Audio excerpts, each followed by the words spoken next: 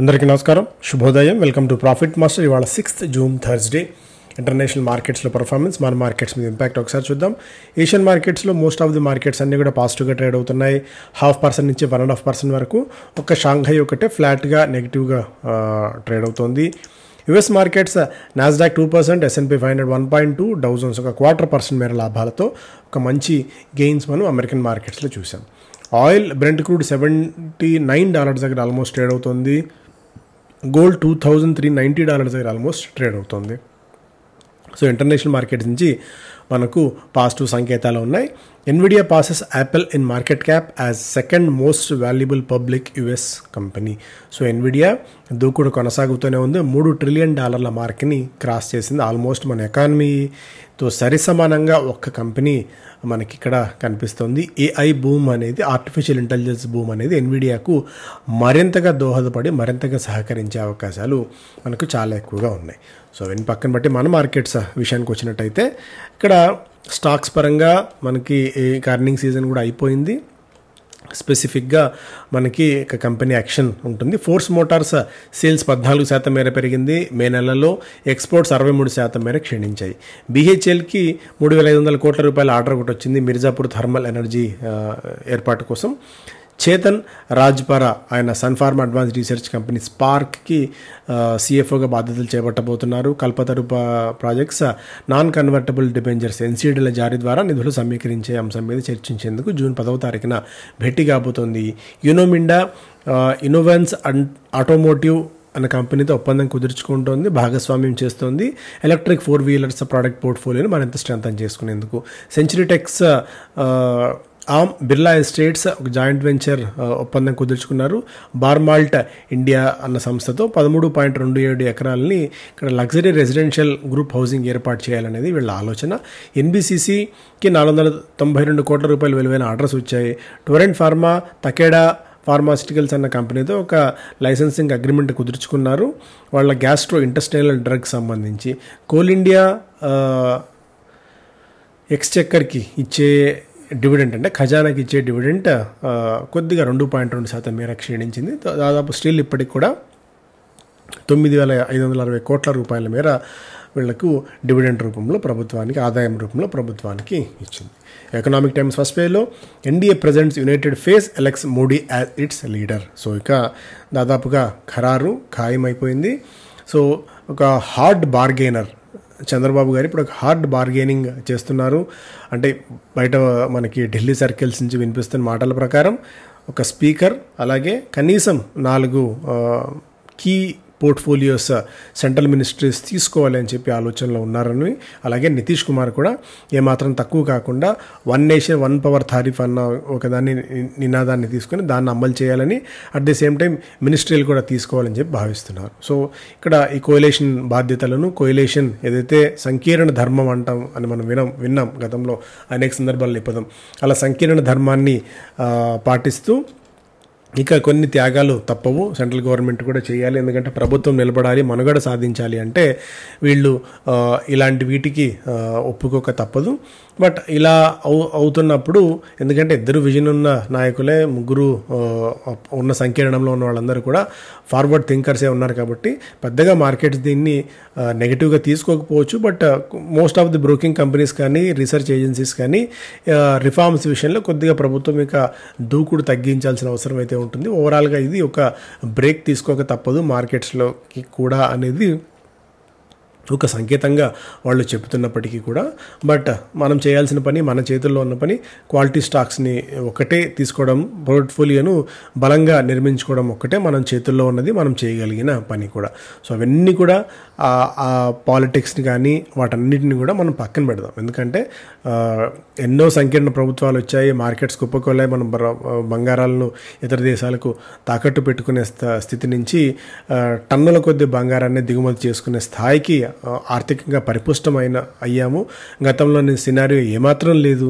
So ప్రభుత్వం ఒక decent pilot కనుక మనకుంటే సెంట్రల్ గవర్నమెంట్లో సాఫీగా మనం రెక్కలు విప్పార్చుకొని విహంగ వీక్షణం చేస్తూ మంచిగా ఆర్థికంగా మరింతగా బలం పుంజుకునే అవకాశం మనకు స్పష్టంగా ఉంది. నిన్న కూడా వాల్యుయేషన్స్ పాయింట్ ఆఫ్ వ్యూలో కొద్దిగా డీసెంట్గా ఉన్న స్టాక్స్ అన్నీ కూడా అయితే పెరిగాయి. ఇండస్ఇండ్ కానీ, Tata Steel, M&M, Kotak, HDFC, లాంటి స్టాక్స్ అన్నీ కూడా. సో ఇది ట్రెండ్. ఇంకా Vedanta's demerger plan clears major hurdle with SBI approval. So SBI నుంచి అప్రూవల్ వచ్చిన తర్వాత 6 ఇండిపెండెంట్ కంపెనీస్గా వేదాంత డీమెర్జర్కి సంబంధించిన ఒక ప్లాన్ దాదాపుగా అంగీకారం అయితే వచ్చింది. ఇక త్వరలో ఈ వేదాంత కంపెనీని 6 కంపెనీలుగా విభజితం చేస్తూ కంపెనీ నిర్ణయం తీసుకునే అవకాశం అయితే ఉంది.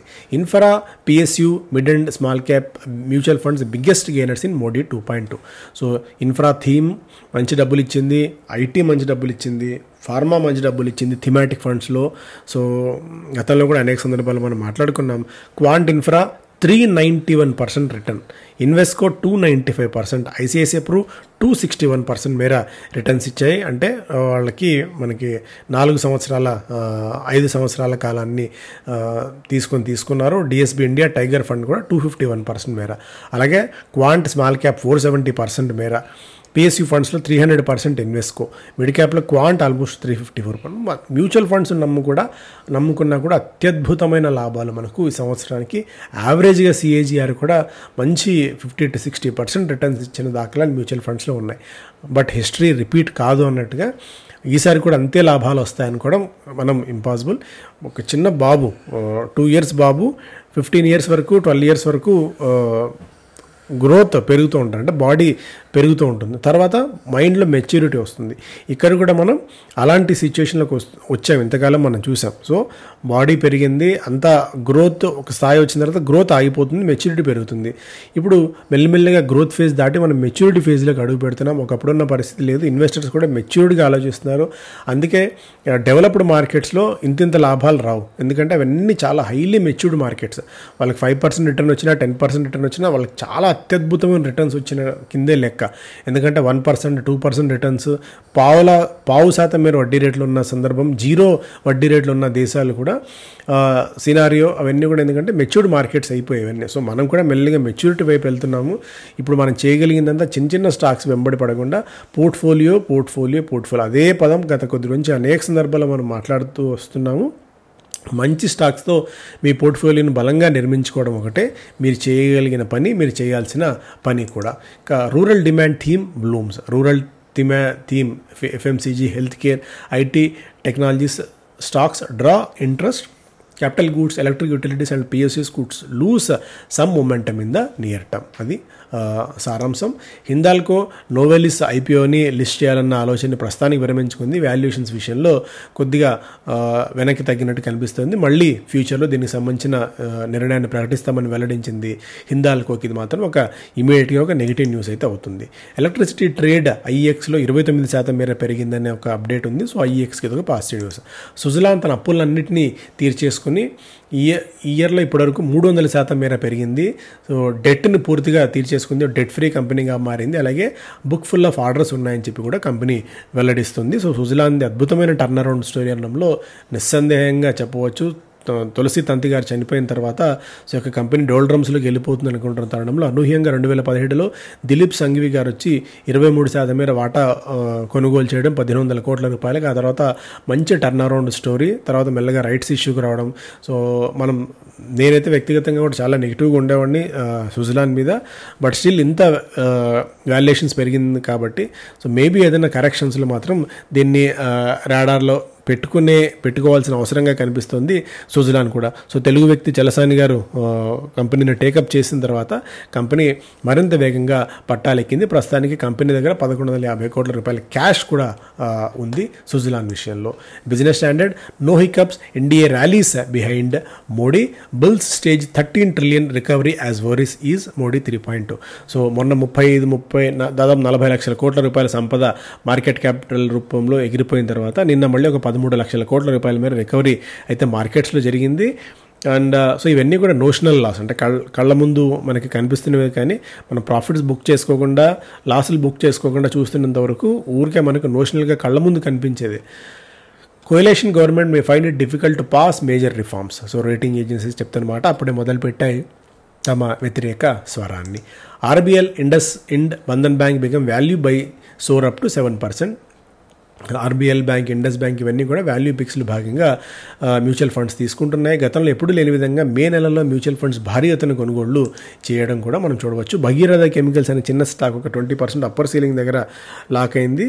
సో హెవీ వాల్యూమ్స్ కూడా కనిపిస్తున్నాయి. So it's not a recommendation, but ఒకసారి చూడండి అసలు ఈ భగీరథ అన్న కంపెనీలో ఏం జరుగుతుందో. హైదరాబాద్ బేస్డ్ కంపెనీ ఇది, dedicated to the manufacture of high quality pesticides. దాదాపు 3250 టన్నుల సామర్థ్యాన్ని వార్షికంగా కలిగి ఉన్న కంపెనీ ఇది. చిన్న company, just 2300 crores of market capitalization ఉన్న కంపెనీ ఇది. సో ఇలాంటి స్టాక్స్లో చాలా అప్రమత్తంగా, చాలా జాగ్రత్తగా ఉండాల్సిన సమయం కూడా ఇది. లాస్ట్ 1 monthలోనే అనూహ్యంగా పెరిగింది. సో భగీరథ కెమికల్స్కి సంబంధించిన ఇది, బట్ క్రమంగా పెరుగుతూ వస్తున్న డేటా కూడా మనం చూడొచ్చు. కేఈసీ ఇంటర్నేషనల్ గురించి మనం మాట్లాడుకున్నాం మొన్న. కల్పతరు కానీ కేఈసీ ఇంటర్నేషనల్ లాంగ్ టర్మ్లో ఒక మంచి గ్రోత్ పాత్ని కనబరుస్తాయని నిన్న కూడా ఒక 7% మేర ఇంట్రాడేలో స్టాక్ పెరిగింది. తర్వాత కొద్దిగా ప్రాఫిట్ బుకింగ్ వచ్చినప్పటికీ కూడా స్టాక్ స్థిరంగా అయితే ఉంది. ట్రెంట్ ఆల్ టైమ్గా హిట్ చేసింది. ఈ 6 నెలల కాలంలో 70% మేర స్టాక్ పెరిగింది. జైన్ ఇరిగేషన్స్ ఒకప్పుడు మంచి పేరున్న కంపెనీ, అది కూడా సింగిల్ డిజిట్కి పడిపోయింది. 3-4 రూపాయల స్థాయికి అక్కడి నుంచి మెల్లిగా పెరుగుతూ రీటైల్ ఇన్వెస్టర్స్ పార్టిసిపేషన్ మరింతగా పెరిగిన తరుణంలో 17% మేర నిన్న పెరిగి దాదాపు 65 రూపాయల స్థాయికి వచ్చింది. యునైటెడ్ స్పిరిట్స్ కూడా 8% మేర పెరిగింది. Not only United spirits, Tilak Nagar కానీ, సూలా వీన్యార్డ్స్ కానీ ఇవన్నీ కూడా మళ్ళీ స్పిరిట్ రిలేటెడ్ స్టాక్స్లో కూడా మళ్ళీ మనం మొమెంటం చూస్తున్నాం. ఐషర్ మోటార్స్ కూడా 2% దాకా పెరిగింది. ఎంఎం ఫోర్జింగ్స్ ఈ ఏడాదిలో ఇప్పటివరకు 28% మేర పెరగడం చూస్తున్నాం.